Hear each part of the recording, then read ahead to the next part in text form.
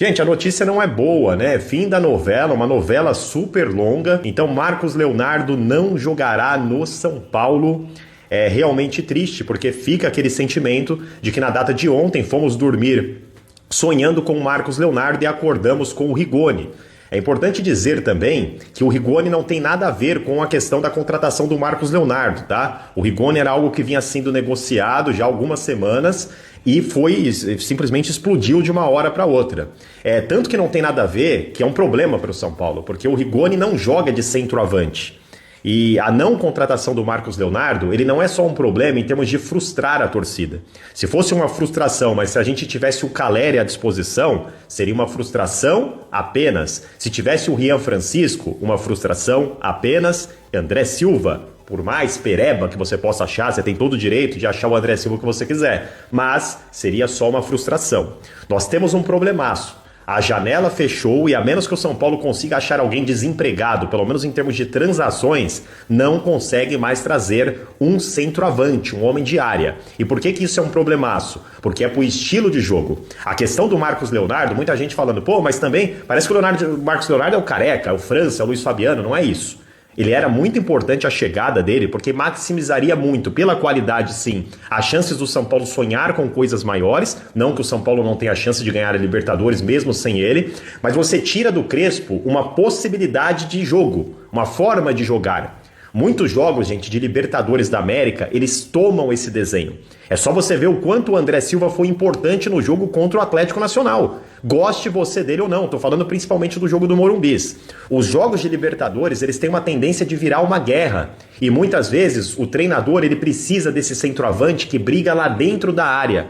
O São Paulo não perde só um jogador, o São Paulo perde uma possibilidade de jogo, um modo de jogar. O Crespo vai ficar preso agora ao Luciano como um falso 9, e aí você vai ter um segundo atacante, que pode ser o Lucas voltando, se voltar em alto nível, pode ser o Ferreirinha, pode ser o Henrique, pode ser o Luca, enfim, pode ser o próprio Rigoni que chegou.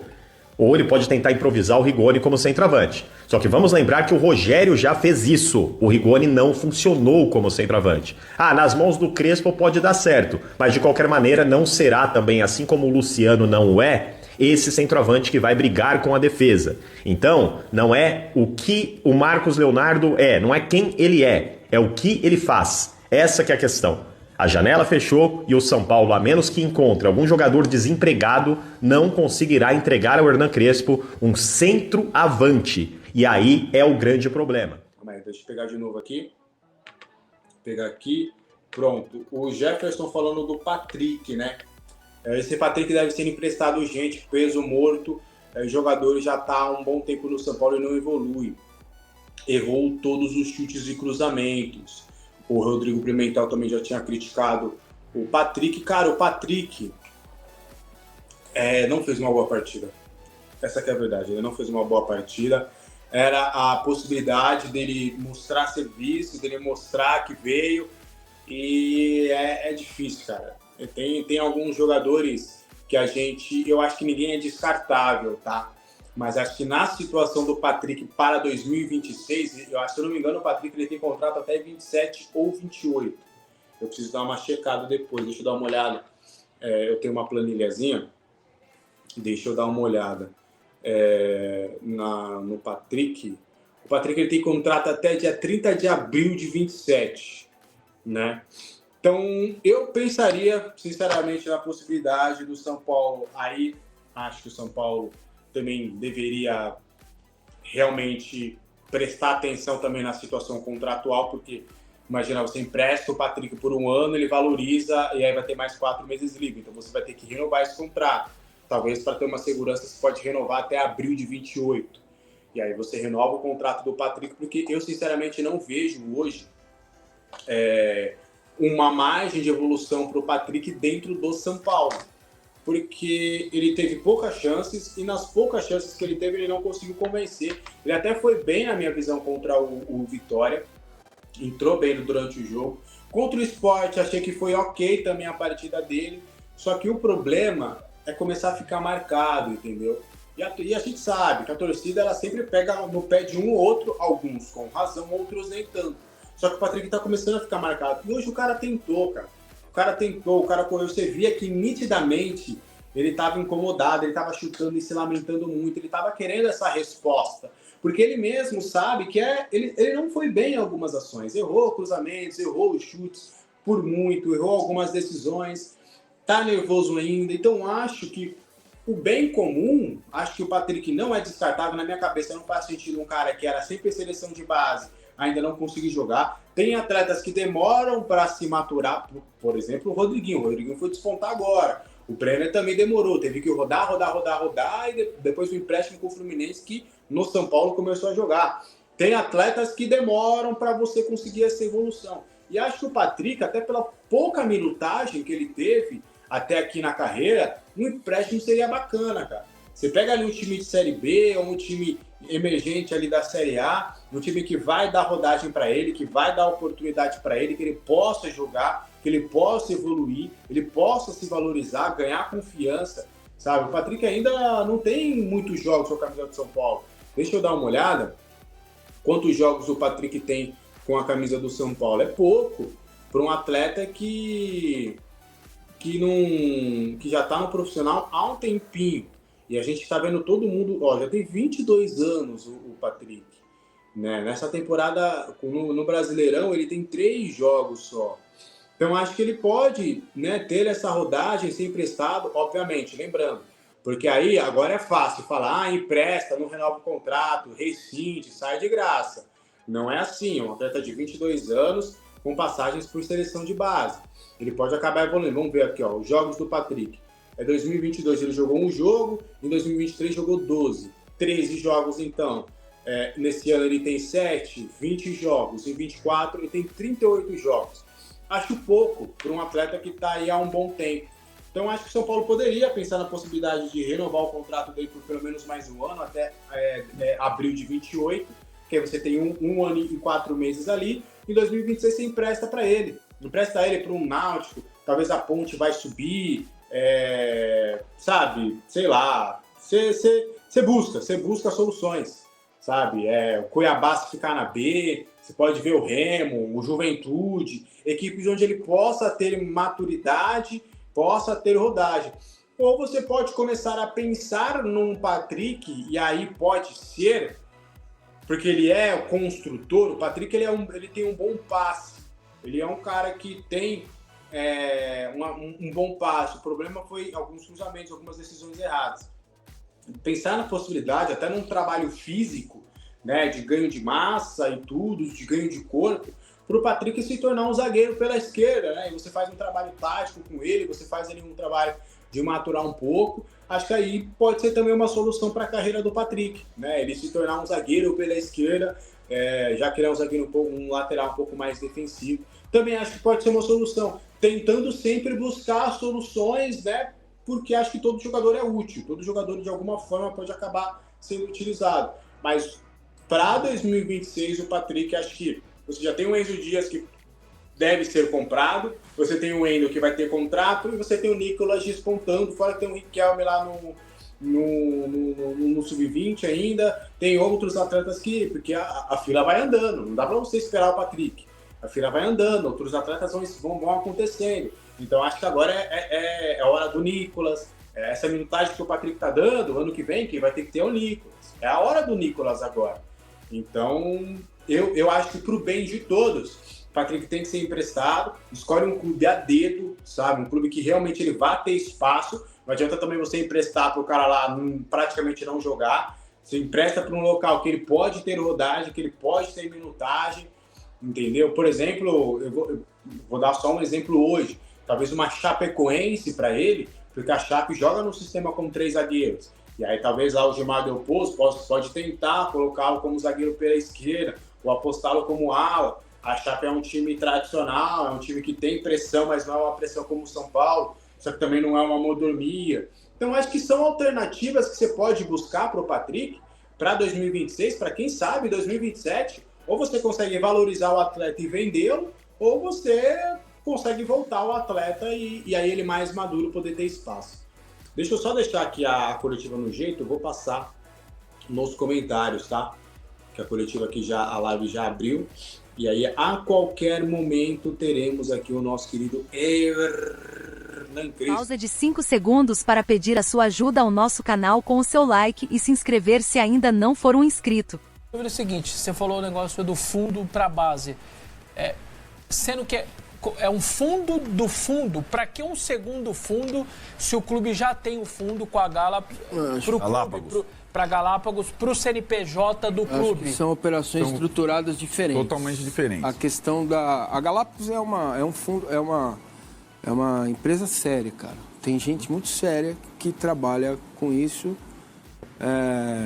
Então, são coisas diferentes, né? Uma coisa é o fundo, é o FDIC, feito para que o São Paulo possa recorrer a empréstimos, dinheiro, com um pagamento de juros mais baratos, na medida em que os investidores olham para a seriedade de São Paulo e por isso São Paulo prorrogou contratos até 2030, dando a segurança, mesmo recebendo menos ao longo do tempo, de que esses investidores vão receber o dinheiro aportado. E esse fundo que está captando esse dinheiro... FDIC é uma coisa.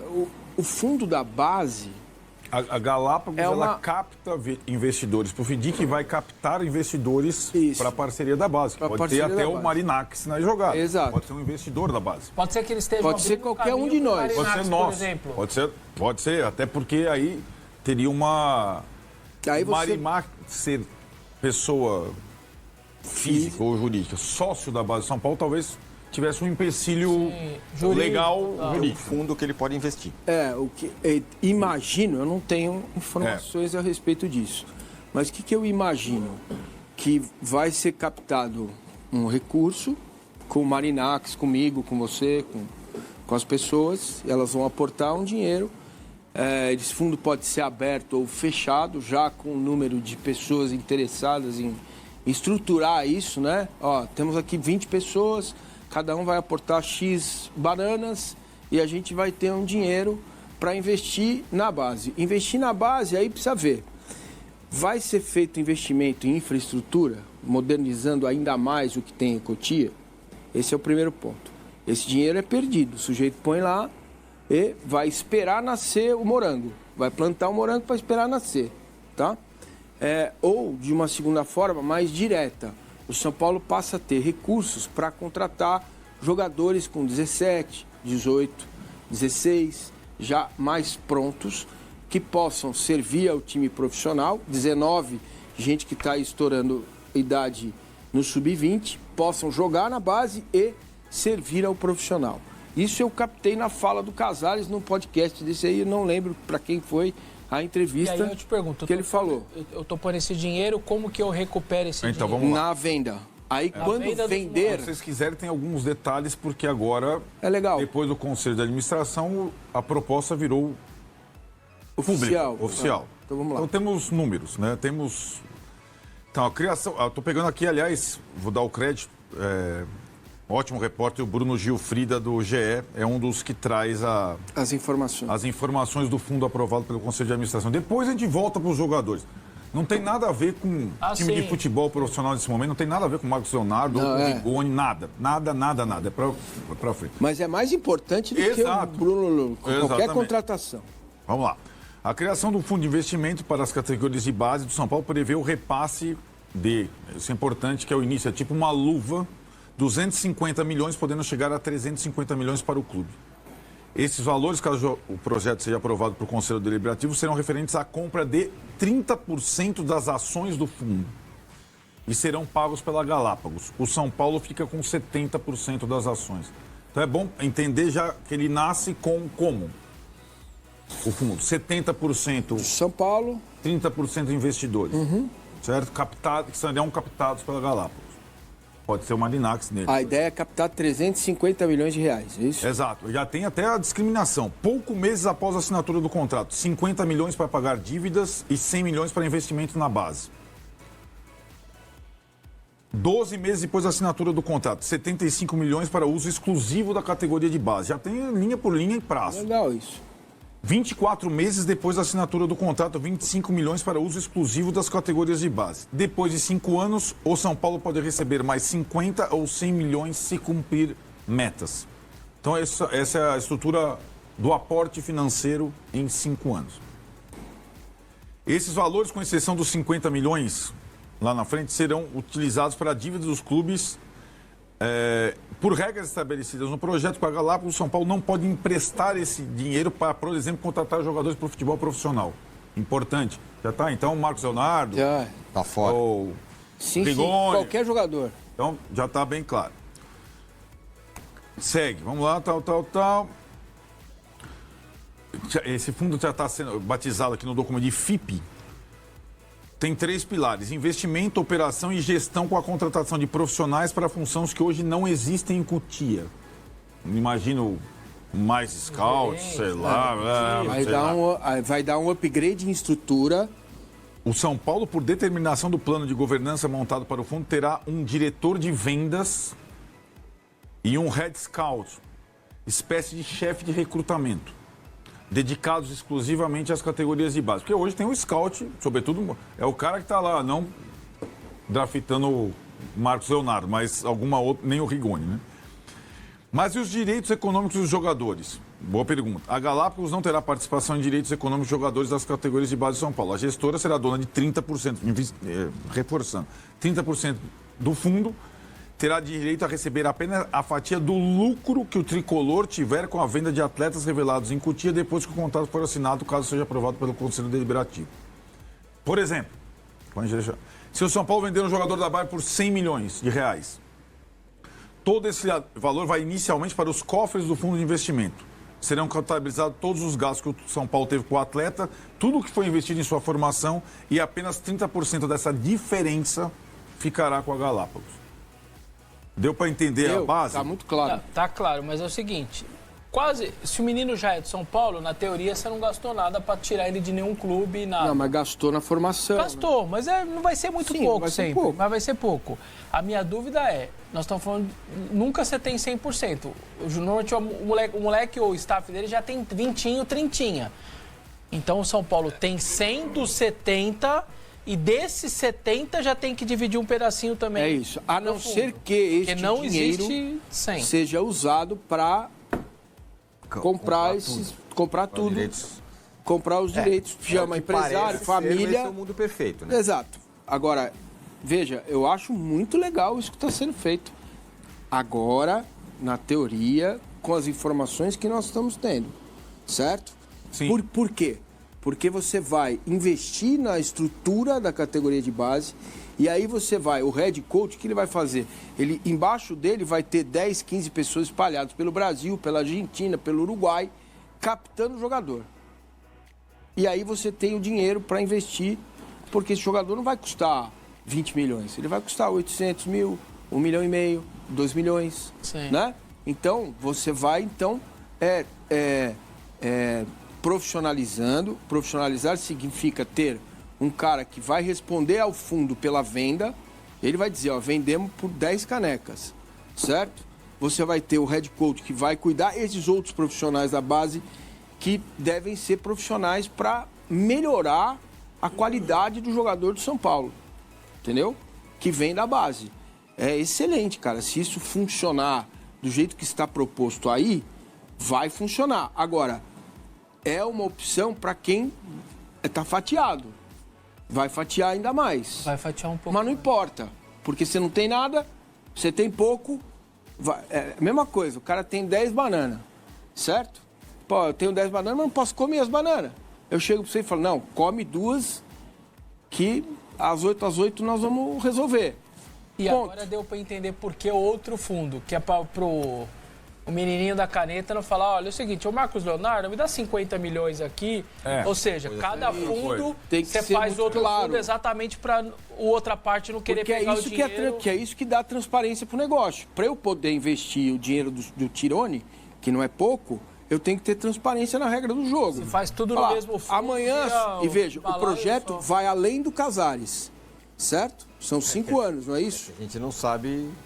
Em O tese. Casares fala tanto em 2030, que, aliás, né? Muita só gente pra... diz que esse projeto da base seria a semente da A não ser que transformação seja- do São Paulo em SAF, né?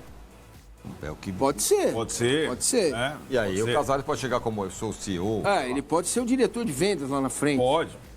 entendeu? Ou pode voltar a ser presidente do São Paulo depois do mandato. É isso. o estatuto permite. Ele pode voltar a ser presidente de São Paulo em 2030, sei lá. É isso, né? Que é o ano do centenário. Que é o ano do centenário. Que está sendo dos contratos. Então, tipo, parênteses feito, porque enquanto a gente está discutindo nome de jogador para o Crespo precisa dar agora, o Casares apresentou um projeto para a base que visa os próximos 5 anos.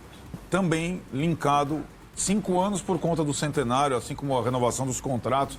O FDIC, tá tudo. O São Paulo faz um plano de 5 anos, né, de reestruturação financeira e tem agora pelo menos um pouco mais de clareza nesse negócio, né? E agora fica claro que a Galápagos é a parceira dos fundos.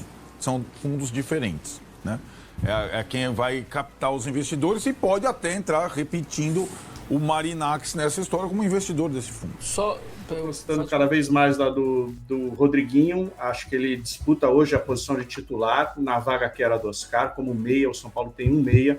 Não tem, ele está mostrando que não tem que ficar, é muito garoto. Garoto que tem 21 anos, já é profissional desde os 17, está confiante, é um jogador vertical, que tem o drible, que tem o passe, que está mais forte, está aguentando mais pancada.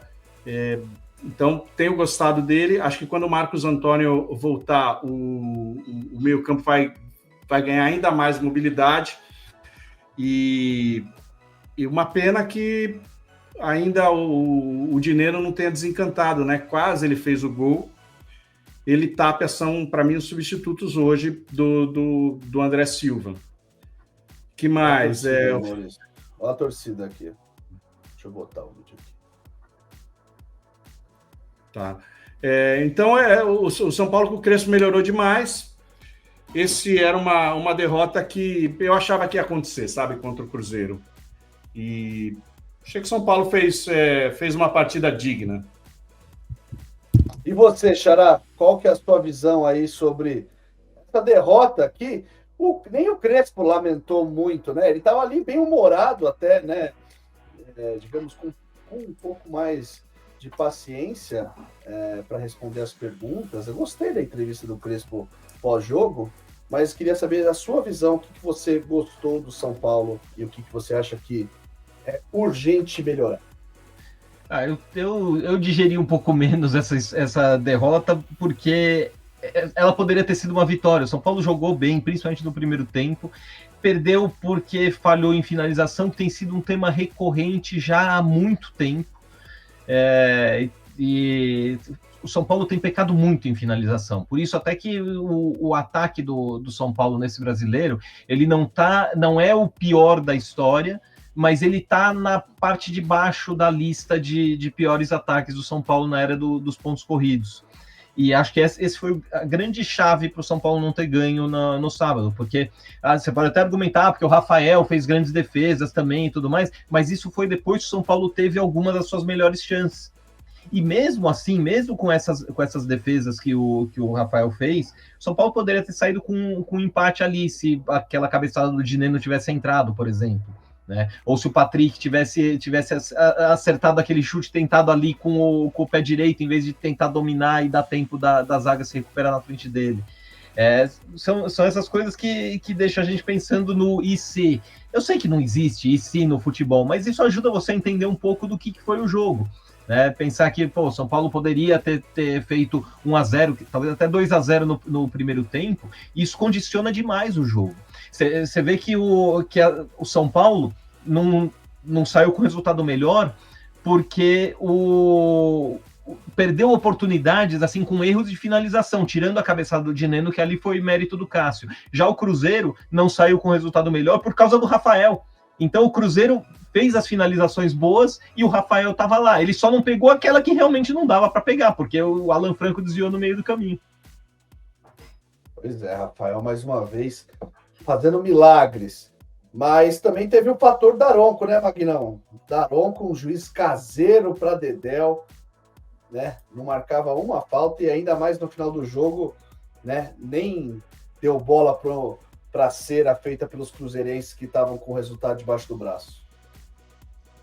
Eu acho assim, o Daronco ele tem seus problemas, mas é o que vocês falaram. O São Paulo perdeu muitas oportunidades e não dá para colocar a culpa ali na arbitragem. Foi a infelicidade do Alan Franco, aliada aí a oportunidades perdidas.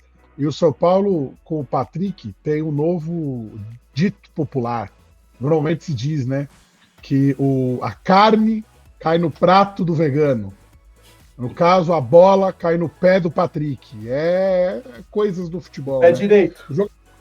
O jogador, quando é abaixo, tem jogadores abaixo no elenco, ele faz com que você tenha número de atletas, mas é um perigo, porque uma hora esses caras têm que jogar.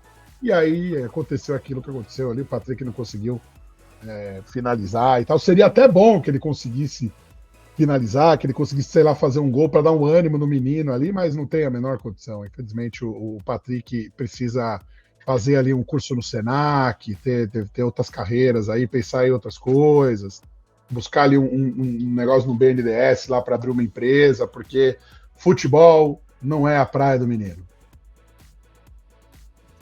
Ô, Marinho, que cornetada. Eu sou realista, eu sou realista. O Patrick é o terceiro reserva, né, gente? De fato, ele, às vezes que ele teve as oportunidades, ele foi mal, né? No máximo, ele foi ok, né? E um jogador que trilhou uma carreira na base muito boa, com seleções e tal, mas o fato é que não vem correspondendo. Eu acho que ele foi bem até defensivamente, foi ok, mas ofensivamente que precisava, né, como você falou, ele perdeu oportunidades ali, a bola caiu no pé dele, pé esquerdo, pé direito e nada. Mas ele é o terceiro reserva, né? E ele perdeu a oportunidade de subir um pouco nisso, porque se ele tivesse feito um dos 2 gols que ele teve a chance ali, provavelmente estariam avaliando de uma maneira diferente a atuação dele. O recebeu uma proposta oficial do CSKA e foi recusada pelo São Paulo. Ali, próximo do fechamento da janela de transferências no futebol europeu, o São Paulo recebeu uma proposta de compra por parte do CSKA, o mesmo clube que contratou aí o Matheus Alves. A proposta do CSKA foi irrisória, vista por algumas pessoas do São Paulo. A oferta girou em torno de 3,5 milhões de euros, o que daria 19 milhões de reais, basicamente, na cotação atual. O São Paulo não fará negócio por esses moldes e entende que o jogador tem que ficar no elenco. O São Paulo, sim, não descarta a possibilidade de venda ou vendas até o final do ano, né? Usa um caso, por exemplo, do Beraldo, que jogou a temporada, mas foi vendido e entrou no balanço do ano anterior de 2023, então o São Paulo trabalha ainda com pelo menos mais 1 ou 2 vendas sim até o término dessa temporada, mas por esses valores não haverá negócio por Henrique Carmo. A diretoria trabalha ali com a possibilidade de 8 milhões de euros, começar a conversar sobre uma negociação. E aí, a depender das condições do negócio, pode acontecer. O PSV era uma equipe que estava muito interessada na contratação do atleta e chegou a encaminhar por empréstimo de 1 ano. Mas, contudo, entretanto, todavia, depois o São Paulo quis realmente mudar esse negócio para uma compra, e aí o PSV deu uma recuada e continua sondando, continua analisando ali o atleta, e não é descartada a possibilidade de um negócio futuro, mas que neste momento não fará. Então o São Paulo acredita que o Henrique Carmo tem que ficar no elenco, pode ser mais aproveitado, o técnico Hernan Crespo tem gostado das suas entradas, é um jogador que tem sido uma válvula de escape pelo lado direito do campo, e aí quem sabe pode ser mais utilizado até o término dessa temporada. Você acha que o São Paulo acertou em não aceitar essa proposta? Eu quero muito saber a sua opinião nos comentários. O São Paulo trouxe um pacote de reforços para o Sub-20. Um deles é o volante Caio Santos, que defendeu o Vasco e se transferiu para o Botafogo no último ano. O jogador somou somente 13 jogos na temporada. Ao longo de agosto, Cotia recebeu um time inteiro de reforços. 11 novos jogadores, sendo 4 deles para o Sub-20 e os demais para o Sub-17. E aí, torcedor, agora falando sobre a decepção com as negociações com Marcos Leonardo, você acha que foi culpa da diretoria São Paulina, ou clube árabe que de última hora resolveu pedir valores altos para liberar o atleta mesmo sabendo desde o início das condições financeiras do tricolor? Deixe a sua opinião aqui embaixo nos comentários.